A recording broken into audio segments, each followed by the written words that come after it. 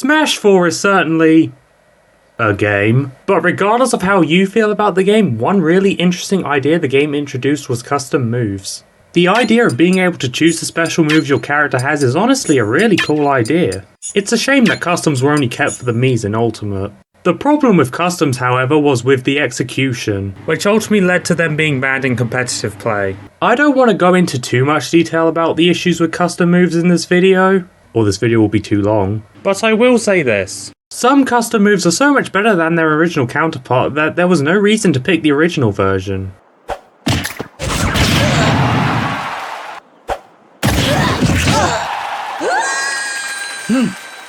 Well, apart from the fact that customs were banned in competitive play, but let's just pretend that they weren't.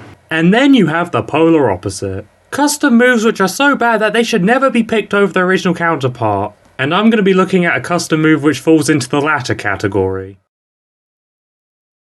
Zelda is quite bad in Smash 4. She's slow, she's light, she can have trouble killing due to having slow and or inconsistent KO moves, and in general, she just gets camped out really easily due to her slow speed and poor approach options. She just doesn't get many chances to mess up her opponent, and even when she does, things can easily go wrong. Zelda's custom moves unfortunately do not help her much. Some low tiers get great custom moves which help alleviate some of their weaknesses. Ganondorf, for example, gets a down B he can use to recover and to allow him to plow through projectiles. Zelda gets nothing like that. She has multiple customs which are just bad, but today, I'm going to be criticising Nayru's Rejection, her second neutral special.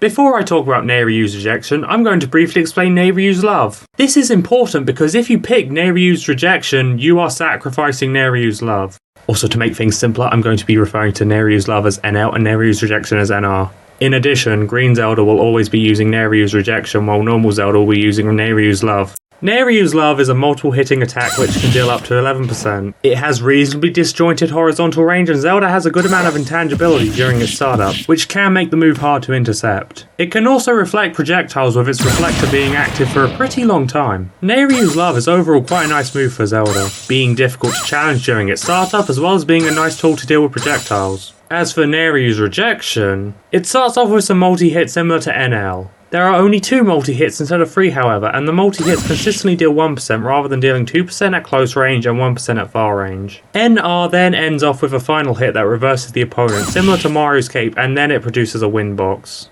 NL has a more traditional final hit and it does not have a wind box. NR also has the ability to reflect projectiles, but I'll talk more about that later. Now that we know the basics, I'm going to explain why Nayru's Rejection sucks. Almost as much as a real rejection. First of all, let's look at the move speed. Nayru's Love comes out in frame 13, which while not fast, it's at least serviceable. Nayru's Rejection comes out in frame 18. It is 5 frames slower, which is less serviceable. This naturally makes NR easier to avoid. NL grants intangibility on frame 5, while NR doesn't become intangible until frame 7. This makes NR easier to beat out during its startup, although it does have one more frame of intangibility overall. Frames 7 to 18 compared to 5 to 15. That's all not well and bad, but that's only the beginning. Now let's move on to the move's hitboxes. The loop hits are basically the same as the loop hits for NL, except that it always deals 1% and there are only 2 loop hits. The loop hits are actually larger than NL's loop hits, so it at least has that going for it. The issue with the multi-hits is not necessarily the multi-hits themselves. While they have very low damage for their slow speed, they do work reliably and they are big. The issue, however, is the synergy they have with the final hit. NL's final hit has a decent amount of knockback at lower percents, which makes it safe on hit. NR's final hit, on the other hand, has no knockback and it reverses the opponent. This is also not inherently bad. Mario's cape works in the same way and that is a solid move. The problem, however, is again, the synergy with the multi-hits. The multi-hits deal hit stun and they deal very little knockback. When combined with the final hit which deals no knockback, this results in the move being very unsafe on hit. At 0%, the move is minus 29 on hit, which can easily allow the opponent to heavily punish you. The knockback of the multi-hits barely scale at all, so even when the opponents are at death percents, they still have a lot of time to punish you on hit. And before anyone asks, rage barely helps. The opponent gets 2 more frames of hit stun at the most. The move is also not good on shield. The move is minus 26 on shield and it has low pushback due to its low damage, which can lead to some big punishes. This is actually the same as NL, but here's what makes it worse for NR. If you drop shield after the second hit hits you, the final hit deals no knockback, so all it does is that it reverses your direction and pushes you away. The move is still just as punishable when this is done, but this is still pretty bad. Now, to be fair, there is one thing I did not mention. After you get hit by the final hit, your controls are reversed.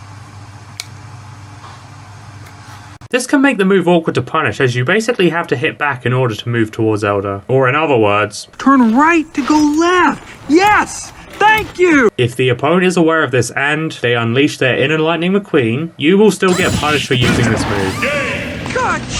I've gone on and on as to why this move is garbage on stage, but some of you might be thinking, oh, surely this move is good off stage, right? It's far harder to punish in the air and it reverses the opponent's direction like Mario's cape, so surely it is a good edge guarding option, right? Well, I have some bad news for you. So yes, NR does reverse the opponent like Mario's cape. That sounds great, right? Here's the problem. Mario's cape has a single hit with no knockback, which allows it to reliably reverse the opponent's recovery attempts. If they use a recovery move that puts them into freefall, the cape will not interrupt the move, so the opponent will fly the opposite direction to their death. NR, on the other hand, doesn't work like that. The issue is that the multi-hits put the opponent into hit stun, so the multi-hits will interrupt the opponent's recovery move, and once they have been reversed, they have full access to their recovery options. This is just so bad. NR is a fairly laggy move, so once the opponent attempts to do another recovery move, Zelda often doesn't get the chance to try and edgeguard them again. Now you might be thinking, well, couldn't you technically just land the final hit so it reverses the opponent properly? Yes! It is true that you can land just the final hit to edgeguard opponents. The problem, however, is actually landing the final hit on its own. It is only active for a single frame and it is no bigger than the multi-hits. So actually landing this hit on its own is really hard. Especially since it does not come out until frame 26. You literally need to be in the right spot and to use the move frame perfectly in order to land this one hitbox on its own. If you land it too early, you'll get one of the multi-hits and the opponent can try and recover again. If you land it too late, you'll get the win box in a best case scenario. It took me so long to record a successful attempt that I literally had enough footage to make a fail compilation. Feel free to check it out. Ah yes, I've been neglecting the win box. It's no bigger than the other hitboxes and the knockback is quite low, so it doesn't really do anything noteworthy. Sometimes the win box even drags the opponent closer to you after you hit them, which is about as fun as it sounds when you remember how minus this move is on hit. Because of all these factors, NR is an extremely situational edge guarding move at best, as it is slow and it is far too unreliable. Using it in a way that actually makes it useful for edge guarding is incredibly difficult, and even then, you have better, faster and more reliable options to edge guard with. So can it be used for edge guarding? Yes, but actually no.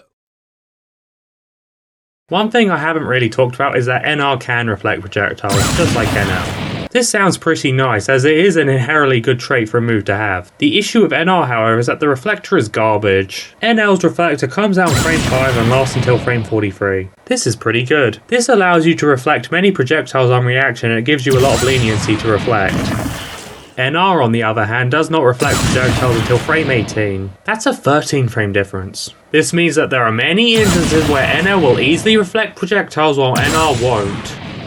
Now, to be fair, Zelda does become intangible starting on frame 7, so if she can't reflect a projectile, there's still a decent chance that she'll avoid the projectile. The problem with this, however, is that NR is fairly laggy, so there's a pretty decent chance that the opponent will recover before Zelda does. In a worst case scenario, the opponent throwing the projectile can even punish Zelda afterwards. And in general, it is better to reflect projectiles than it is to go through them. And Zelda is vulnerable for the first 6 frames of the move, 2 more frames than NL. NR's reflector is also not active for very long at all. It starts on frame 18 and ends on frame 27. That's just terrible. Ness's forward smash has a reflector which lasts for longer than that, and that reflector is really powerful to make up for its slow speed. Not to mention that Ness's forward smash is a very powerful kill move that can easily kill under 100%. NR is a move that gets you killed under 100% for successfully landing it. Okay, so the reflector is really hard to land, but you would think that the reflector was very powerful to compensate. Right?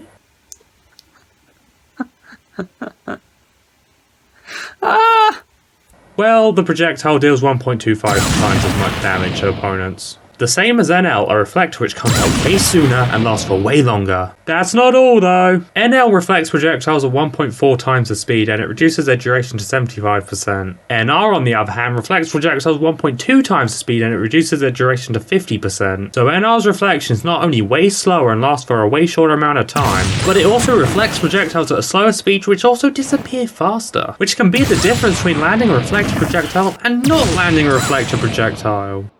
Bruh. I'm trying to comprehend this. Like, how did this even happen? Moreover, how was this never altered in a single one of the game's patches? I just can't understand how this happened. Nayru's Love and Nayru's Passion both got buffs and patches, yet Nayru's Rejection didn't.